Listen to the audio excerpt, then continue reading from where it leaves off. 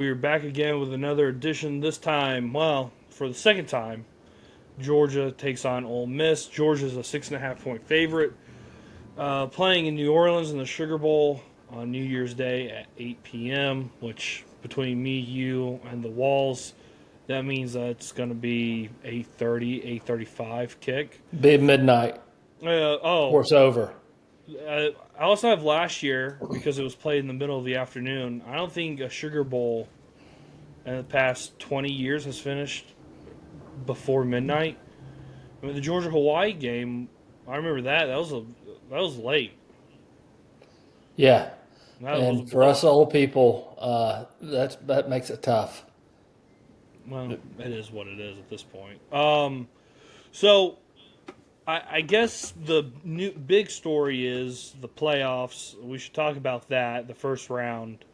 But before we get into that, looks like Colby Young's going to be back. He looked pretty good in practice. He was cutting and moving, so that'd be good enough for me. Ethan Barbour back. Still don't really know about Drew Bobo. Probably not going to play, would be my guess. And Tolliver did fine in the month that we saw him a month ago, so I'm not too worried about that. And then I think Kyron Jones was the only one defensively, but I don't know if. Gabe Harris, I don't know. Oh yeah, Is Gabe Harris certainly with the not good. turf Yeah. toe. That's correct. And then, am I missing somebody? Jordan Hall is, I think, out. He's not. Yeah, I don't think he's going to come back this So year. I don't think he's going to come back at all this year. So this is the healthiest Georgia's ever been all season. I would agree. I would. If I was making my Christmas wish list, though, I would want to get Bobo back. I agree with you. Tolliver has been good, but just from a cohesion and a familiarity standpoint, it'd make me feel a whole lot better. But I haven't heard anybody really mention him. While in Bobo's press conference earlier this week, was that yesterday or the day before? Anyway, The day before. my days are getting all screwed up, but the holidays. But anyway, he certainly kind of acknowledged that he was getting, or they were getting Barber back, or Barbar, and Colby Young back. So I didn't hear him say anything about his son. So I don't know. I agree with you, and I told you this morning. Getting Colby Young back, especially on the outside, really helps in the run game. Yeah. And I don't want to jump ahead, but I think Georgia pounding the rock and maintaining possession in this game is probably going to be the game plan if I had to guess. But anyway, don't want to get too far ahead of us on Um, talking about the game yet. Before we get into the game, do you want to talk about the first round? I mean, it's been a week. Um, Yeah, I mean we can. First of all, it was exactly what we said it was going to be. It was essentially a glorified scrimmage between Tulane and Ole Miss. I'm not sure we learned anything about Ole Miss that we didn't already know. I mean, the offense looked good, but it's hard to really tell against Tulane. You know, they were just outclassed. Oregon, JMU, again, what we expected. Although I anticipated Oregon's defense looking a little bit better than they did. right. And then as far as the game that disappointed me was the Texas. Not that I was pulling for A&M, but it seemed to me like neither team. If they had a competent offense, that quarterback A&M, he regressed in my opinion throughout the year. I don't know if that was because of competition or what, That's what I think but it was. if they had excuse me, a competent offense, it was almost like Miami was trying to give them the game. You know what I mean? Yeah. Yeah. So I don't know. And then Alabama, it Oklahoma. doesn't. Yeah, that doesn't totally surprise me. There again, you gotta. If Oklahoma had any semblance of an offense, how many drops? That wasn't on Mateer, by the way. I've been kind of critical, and I know he's been hurt, but there were a lot of key drops in that game by his Yeah. receiving core and tight end. So they didn't do themselves any favors. But Yeah, Alabama's if they can run enough to just enough, they can be pretty dangerous because they are explosive. And the quarterback, if he has time and he's not rattled, he can be deadly. So they're a scary team, and I know we're going to talk about it a little bit, but I don't think it's going to be as easy for Indiana as everybody thinks it's going to be. But we'll see if I'm right. My biggest takeaway was I was right about A&M the whole time. I just want to take a victory lap on that. Again, they played, if you go look at their schedule, 8-game schedule, 7 out of the 8 were the bottom 7 teams of the SEC. And they didn't play any competition, and but they struggled in games. They struggled in a lot of games. South Carolina, they should have lost. Florida hung in there with them. So they were games where, you could kind of sniff that they were fraudulent a little bit. And I think everyone liked the story of A&M being new blood in the SEC where they sold it to people. So, but I wasn't shocked at all. Miami, personally, I'll be pulling for Miami the rest of the way till the next round, obviously. But I'm really, really hoping Carson Beck in Georgia somehow that works. There'd be you talking about storylines. The ESPN Disney, Walt Disney didn't have as many Mickey Mouse cartoons as the web they'll weave around that one. Oh, and if we get Joe Tessitore, we'll get before kickoff. It'll sound like the Super Bowl.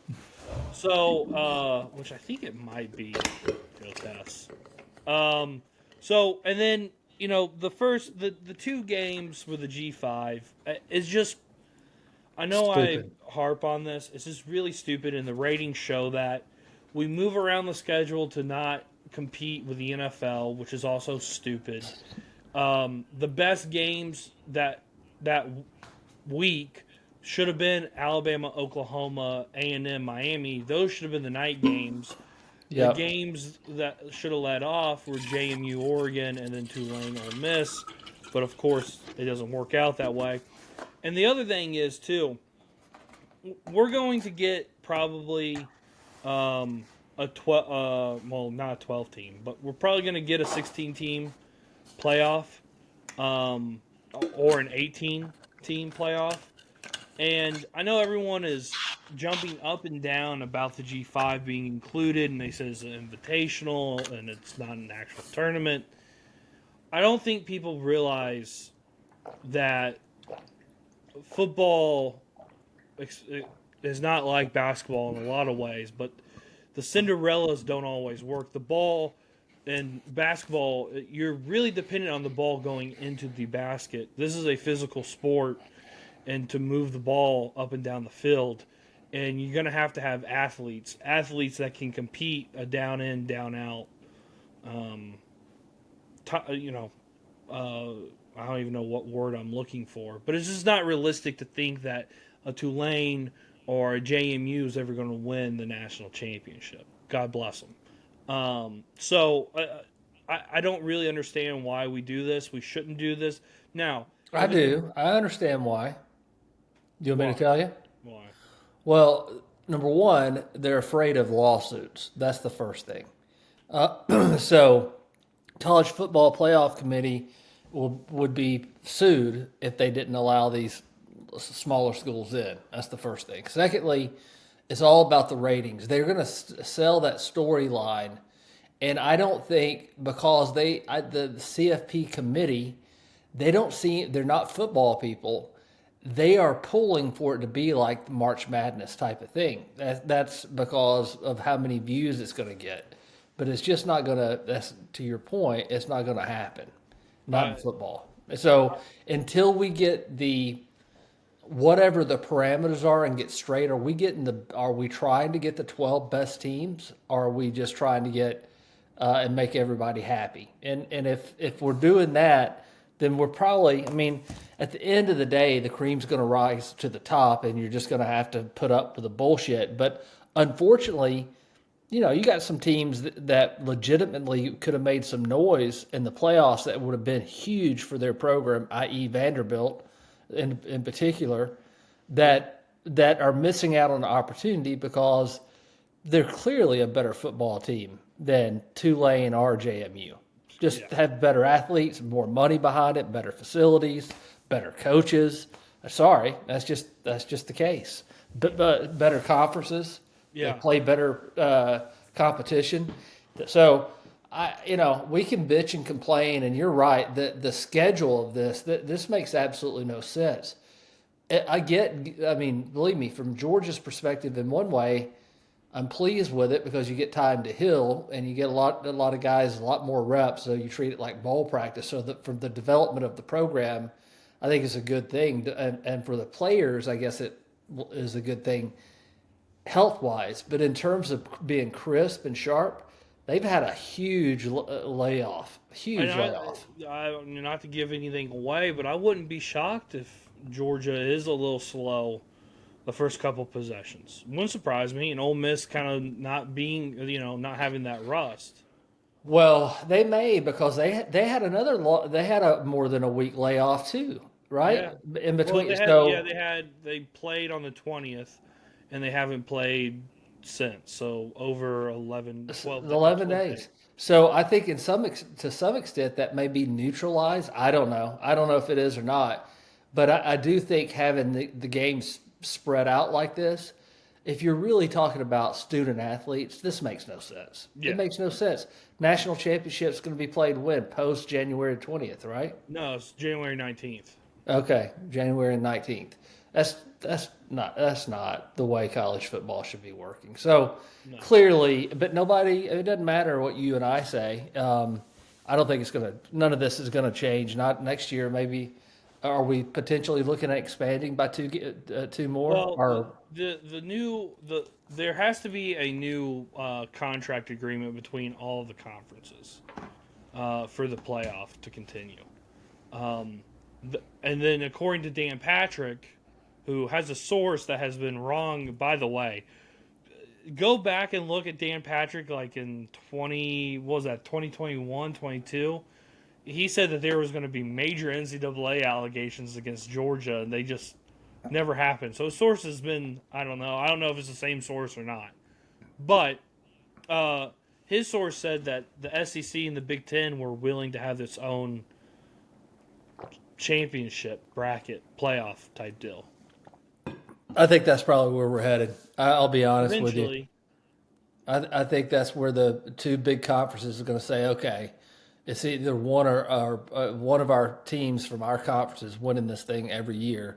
We don't have to play by these silly rules. This is ridiculous. And let's just create a super conference. yeah. So I don't. Eventually, we are going to get there. One other thing before we talk about the Georgia Ole Miss game, Tech, man, that's I watched two Tech fans cry about the Pop-Tart Bowl, where a live mascot gets thrown into a toaster and then eaten at the end, the Pop-Tart Bowl. Tech loses that. They went 8-0 to 9-3, losing their offense and defensive coordinators. And then I think Philo's going into the transfer portal, if I'm not wrong. And then also Haynes King gone, who, by the way, their savior, never beat Georgia and lost in the Pop-Tart Bowl. So if you're Tech, I don't know where you go as a program. Right now, it kind of seems like they're lost at sea. I heard local radio, 680 The Fan. There were some people who are evidently Georgia Tech fans that were substituting for the regular host, and they were bemoaning that the offense for Tech really changed about midway through the season, and that what's his name stopped running as much. They didn't know if it was because he was injured, if they were trying to protect him for the NFL, all that, but they were not happy. So I agree with you. But, according to Brett Key, this is what happens when you have success. You get your coaches poached, and you gotta have a plan. He already has a plan in place and knows what they're going to do. All right. take a note of that. There's your Georgia Tech review for today. That's as much Yeah, as I your know. 50 minutes. I just wanted to put that out there. I just note that so we can come back to that in about September next year. We'll talk about that because that is something to keep your eye on. All right, Georgia Ole Miss. I think the key to this game is, can Georgia limit the explosiveness of Ole Miss? And then on the other side, can Georgia sit on the ball, control the clock, and score, and be effective in the red zone? Yeah, I would. One of the ways that you limit explosives, because I will tell you, that quarterback, the Trinidad Chambliss, he's good. I mean, there's no doubt about it. He can get hot and hurt you. I think the defense for Georgia has improved from the first time, and I think that fourth quarter of that game against Ole Miss was whenever you saw a lot of it, because I forgot what they were on third down that day, but they were highly successful. Alabama had been highly successful on third down.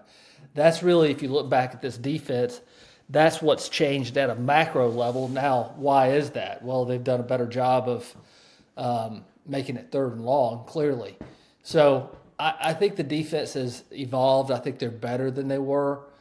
Offensively, I agree. We've got to be able to execute. I think we're going to run the ball a lot, and I think we're going to try to limit the explosives by limiting the number of possessions that Ole Miss has, and then try to do some things to disrupt when they have to pass. Now, that's the other thing. That running back for Ole Miss, who a lot of people think is the best running back in the SEC, he had a shoulder issue that he got hurt right in Tulane. So I don't know what the report is on him. But we got to limit their running game. And I think if they do that, Georgia is a better team. They're more stable. I don't care what anybody says. Whenever you've got coaches that are shuttling back and forth between Oxford and Baton Rouge, that has to have an impact. And so in terms of stability and focus and all those sorts of things, Georgia's had a long time. I think the layoff, health-wise, could be great if we get Colby Young back. My question is, how rusty are we going to be? Because we can get behind on these guys, and it's hard to catch up against Ole Miss. That's what happened the last time. Yeah. Instead of scoring a touchdown there in the first drive, we kick a field goal, and then we were down in a hole up till the fourth playing quarter. catch up. Yeah, playing catch up. Yeah, here's my biggest thing that I think has changed from the first game to the second game. There's there's two things actually. One is Lacey being hurt with a shoulder injury. I don't care, who you are. A hurt shoulder as a running back, probably not going to do too great. So the threat of them running has been way lessened. So now you're anticipating them throwing the ball. And I guess one plays into the two. If you notice, if you go back and you go look, Georgia's defensive backs were 12 yards off the ball. And because we were so deathly afraid of them getting behind and getting big explosive plays that we were playing further back. Then you go look at the last three drives against Ole Miss. I don't know what happened or why they decided to do it right then and there. But the DB started playing up on them, started pressing them, and making Chambliss throw into tight windows. And he submarined balls throughout those three drives there. He submarined balls. He was throwing over receivers and then throwing them well under, more so than overthrowing. So, to me, with Georgia's defensive backs improving, Georgia's defensive pass rush improving, I think you're going to see a different defense, and I don't think you're going to see Chambliss be as effective as he was. And honestly, I think Georgia should be in decent shape against this offense, knowing that's the second time they're going against them this season, and that they have improved over the course of the season. I agree, and you just hope. I know hope's not a strategy, but Georgia does all the things that they've done all year long. Is they don't hurt themselves. They don't have penalties, turnovers. things of that nature, and execute in the red zone. If they do those things, I do think Georgia's a better team. Clearly, we beat them the first time, although I was starting to really have my doubts there in the fourth quarter. Yeah, I did, because we couldn't stop them there I got for. naked in my living room, so wasn't impressing anybody. Well, let's hope you don't have to resort to getting naked on this game. It's a little bit chillier. Shrinkage will be a factor. Yeah, But maybe. anyway, no, I think Georgia wins this game. I'll give you my score prediction here shortly. Okay. But I'm ready to play because, good God, this seems It's like a been long time. Yeah, it's been a long layoff. I will say one last thing. The issues that have been plaguing Ole Miss's defense plagued them against Tulane. Okay, and Tulane could never capitalize. If you go and watch that Tulane game, Tulane moved the ball decently well against Ole Miss, and just could never capitalize. And then there were turnovers because they just were overmatched and overpowered. It's the same thing with this Ole Miss defense. They cannot stop the run. They're one of the worst run defenses in the entire country. They can't tackle, and that only gets worse throughout the season. So, and I saw the same things against Tulane that I saw against Georgia for Ole Miss's defense. So I don't really think that Ole Miss's defense is going to be able, unless they get turnovers, and they haven't been able to create turnovers. I had a stat, but I forgot what rank they were, but they're not very good at getting turnovers. So Well, that's the other thing we have not mentioned. Georgia's got to be smart with the ball. I mean, not turn it over. So, can't turn it over in this game. So, if Georgia plays the game that they've played all year, I see it really hard to go against our Ole Miss to win this game. I'll just be shocked. Chambliss would have to have one of the greatest days of his life. He can't have just a normal game, right? Like, he had a normal game. He had a Superman game against Georgia the first time around, and they lost. So he has to have another one of those, and then some things bounce their way for them to walk out and win. I would say he has to have a really good game. I think a game like he had against Georgia the first time around would be just fine if they can run the ball more than 31 yards, because they gave up on the run. Yeah. So they ran it, I think, 12 times for 31 yards. So if they get some semblance of a running game and Chambliss gets on fire and gets hot, and we can't get to him, I can see him. I can see him getting on us and being too far down for us to catch up. Yeah. But I don't think that'll happen. No, I don't think that'll happen either. All right, let's go ahead and predict the score. All right, I'm going to say Georgia 38, Ole Miss 20. Georgia, what did you say Georgia was? 38. 38, and then Ole Miss was what? Ole Miss 20. All right. I'm going to go and say I think Georgia I don't care if Pete Golding is a defensive guru and he's now the head coach. Ole Miss's defense isn't really good. So, I'll do Georgia 45, Ole Miss, I'll do 20. I don't even think I would honestly, I wouldn't be shocked if Georgia stops them where it's 17. I could see them in a world where we hold them to under 20. What's the average points per game against this year for Georgia? It has to be under 20. Where they're one of the top defenses in the country. Yeah, I don't know what it is, but I could see it. I could be in a world where I see that for sure. Yeah, and by the way, I mean, there's a huge coaching mismatch. I mean, I trust Kirby Smart and this staff over Pete Golding and a makeshift staff that Lane Kiffin has purged to go to Ole Miss. Well, just in terms of focus, and then Georgia and this